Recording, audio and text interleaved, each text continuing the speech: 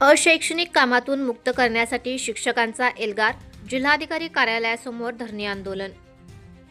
अशैक्षणिक कामातून मुक्त करा, शिक्षकांना देण्यात येणारे BLOचे काम रद्द करा, TET परीक्षा रद्द करा, सेवा ज्येष्ठ शिक्षकांना न्याय द्या या प्रमुख मागण्यांसाठी जिल्ह्यातील विविध शिक्षक संघटनांच्या वतीने जिल्हाधिकारी कार्यालयासमोर धरणे आंदोलन करण्यात आले।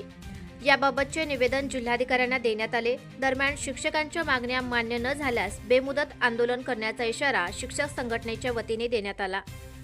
अनेक शिक्षक सध्या SIR कामात गुंतले आहेत। त्यांच्यावर शाळेचे काम करू नका, पण SIRचे काम प्राधान्याने करा असा दबाव आहे। शिकवण्याची कामे सोडून अशैक्षणिक कामात शिक्षकांना गुंतवले जात आहे। त्यातच सेवेत असणाऱ्या शिक्षकांना TET बंधनकारक केले आहे।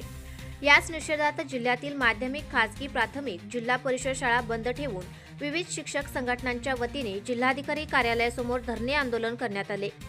महाराष्ट्र राज्य प्राथमिक शिक्षक मध्यवर्ती संघटना, शिक्षक संघटना समन्वय समिती, महाराष्ट्र राज्य प्राथमिक शिक्षक समिती, महाराष्ट्र TET CET उत्तीर्ण शिक्षक कृती समिती, महाराष्ट्र राज्य खासगी शाळा शिक्षक संघटना, शैक्षणिक व्यासपीठ, मुख्याध्यापक संघ, प्रहार संघटना व अन्य समविचारी शिक्षक संघटनांच्या संयुक्त विद्यमाने शाळा बंद आंदोलन पुकारले होते।